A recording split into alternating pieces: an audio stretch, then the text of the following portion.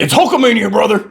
Hey, everybody, this is Pastor Justin Walker with The Whole Truth, and I'm going through the entire Bible from Genesis to Revelation. I want you to come along with me, and I probably shouldn't do things like that in my introductions, but today we're talking about wrestling with God as Jacob wrestles with God. And so if you're catching up in the story, Jacob has been living his life in this carnal cycle where he doesn't trust God and he trusts his wits and his tricks to get him by.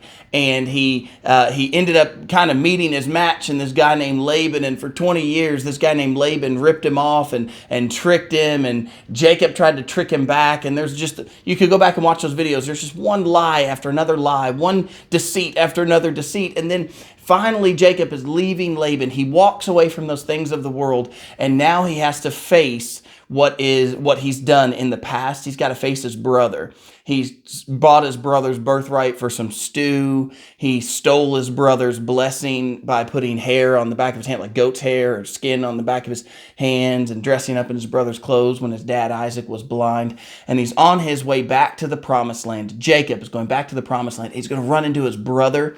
He's so nervous. He sent all these gifts to his brother. And still, even within that, if you're a little confused about that, Esau is Jacob's brother. Esau's coming to Jacob. Jacob's scared about it. Jacob starts taking these people, putting them in groups with big gifts, like 200 of a certain animal, and then he's sending it to Esau and saying, go tell Esau that it's from Jacob. And he's got 10 companies of people coming with gifts to give them to Esau first. And then he takes his family. He's divided all his people and his cattle and everything up into two groups.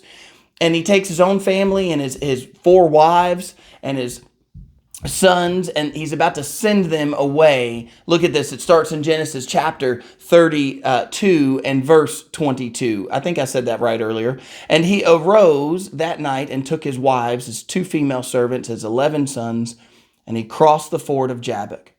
And he took them, sent them over the brook, and sent over what he had. Then Jacob was left alone. Now just stop right there for just a moment. Jacob is having to face what he's done in the past. He's going to face his brother. Jacob has lived his life in kind of a carnal way. Not a kind of a carnal way, in a carnal way. And a worldly way. Not depending on God, but depending on himself. But now he's left the things of the world. He's left them behind, and he's about to have to face what he's done. He's scared to death. He was praying earlier and saying, God, please get me through this. Be merciful. I don't deserve to ask for your mercy, but I am asking for your mercy. That's basically what he was saying. And he's now taken his family. He sent his family over the brook, and he's left alone. It's just him. And may I just say this first thing to you. Sometimes we just need to get alone with God. Sometimes to deal with what we've got to deal with or go through what we've got to go through, there are times for us to be in a group, and there's time for group prayer and strength in numbers. But there are also times that we just have to get alone. And if you will with me, we just got to get alone and wrestle with God. Well, look what happens with Jacob. This is a very physical thing. This is not an allegory. This is a real account that happened to Jacob. Jacob gets alone, sent his family over the brook. Verse 23, he sent them over the brook and sent over what he had. Then Jacob was left alone. Verse 24, Jacob was left alone, and a man wrestled with him until the breaking of day. And now when he saw that he did not prevail against him, he touched the socket of his hip. And the socket of Jacob's hip was out of joint as he wrestled with him. And he said, let me go, for the day breaks. But he said, I will not let you go unless you bless me. And so verse 27, so he said, what is your name? He said, Jacob. And he said, your name shall no longer be called Jacob, but Israel. For you have struggled with God and with men and have prevailed. Wow. Here is Jacob by himself, and it says that a man wrestled with him. Notice that this didn't start with Jacob. Did you pay attention to that? It's not Jacob wrestled with a man. A man wrestled with Jacob. God is working on Jacob and getting Jacob where he needs him to be. Jacob is still depending on himself. Has he walked away from the world? Yes, he's left Laban. He's going back to the promised land, getting back where God has called him to be. God's doing the same too. He's calling you back, drawing you unto himself. That's what God wants. He wants you to come unto him. But you listen to me. That doesn't mean there's not consequences for what we've done here on this earth. And you cannot go back to old ways. Jacob is trying to appease Esau. How's he doing that? With what he has, what he's acquired, his cattle and his servants and his story, and sending them all to Esau before he ever meets Esau. He is still depending on his own strength. God comes to Jacob when Jacob gets all by himself. And it says that the man, which we learn later in the story, that's why I read so far, the man says later, he is God. This is not just some random guy out in the field. God meets with Jacob. And God begins to wrestle with Jacob. Why in the world would God wrestle with Jacob? Friends, I want you to understand this. God is not wrestling with Jacob because Jacob is so strong that this is the only way that God can get through to him. Maybe he's so hard-headed that this is the only way that God can get through to him. But it's not that God had in any way that God met his match in this person named Jacob. It is not that at all. I think of this, as we get into the story, we get to the end of the wrestling match. They wrestle all night.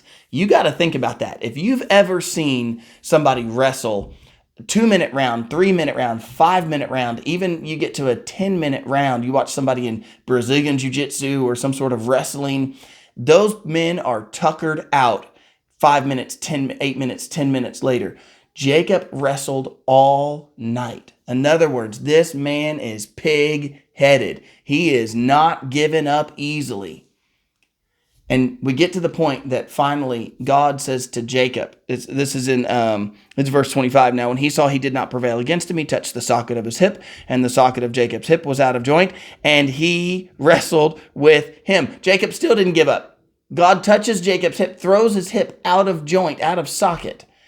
Still, Jacob is still wrestling. So look what he says in verse 25. And he said, "Let me go, for the day breaks." Now, I always had the impression when I read this growing up, I remember being in church and reading the story, and I had the impression of like the one guy that Jacob's wrestling, who later we find out is God, of him like trying to crawl. He's like, "Let me go, it's daybreak." But that's not really it. As I got older, I remember one time wrestling with my kids, and it never fails. I can have all 4 or 5 kids pile on top of me, but it never fails. Somebody always gets an eye poked or gets an arm bent or something, and I'm wrestling with the kids, and all of a sudden I look over and one of them starts to cry, and somebody got hurt. I hurt somebody, or they got hurt. One of them elbowed another one in the face or whatever it is. I got a bunch of kids, and so when they all pile on, somebody inevitably gets hurt. And so what would happen would be this. We'd all be wrestling, and it'd be going crazy, and I'd realize it's getting too crazy, and I would say this, I'd be like, "Okay, all right, enough, time to stop, go get your PJs on."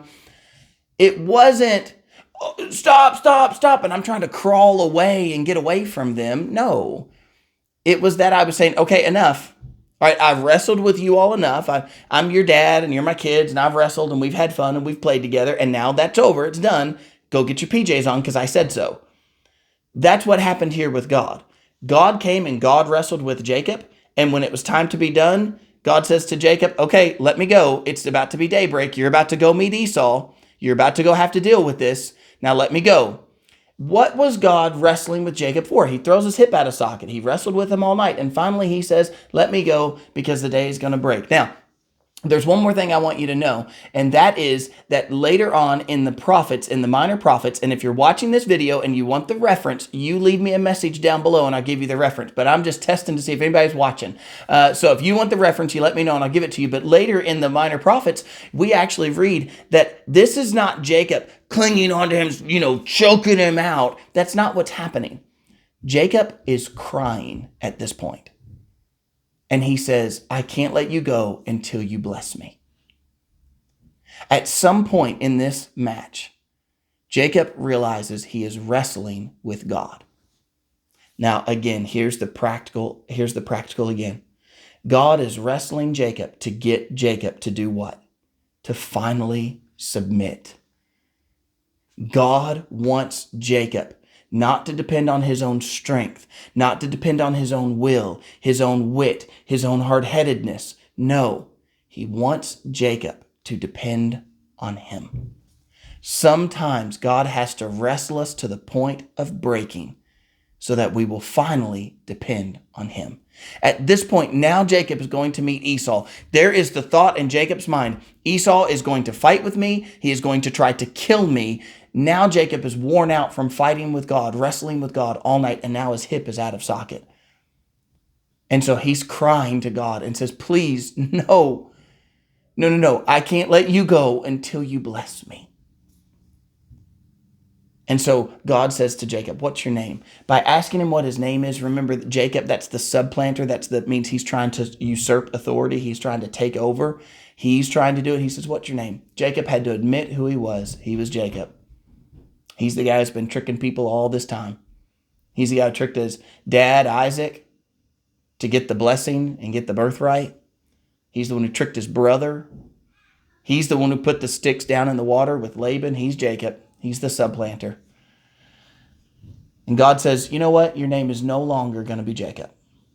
Your name's going to be Israel. Because you wrestled with God and you prevailed. You wrestled with God all night. And that, by the way, Israel, this is where the 12 tribes of Israel come from. Before Israel was a nation, Israel was a name. Israel is Jacob. Jacob becomes Israel right here. God changes his name. Interestingly enough, we see Jacob used a lot more. I believe I've read somewhere that it's some 20 times more do we see him referenced as Jacob rather than Israel. And there's one more point that I would like to make there. We still struggle with our old selves. Jacob had to admit who he was. God blesses him and calls him Israel, and yet he still is referenced as Jacob. For a good chunk of his life, the last part of his life, he's still referenced as Jacob, back and forth between Israel and Jacob, but mostly Jacob. And may I just say this to you, we still struggle when we're saved and we finally submit to God.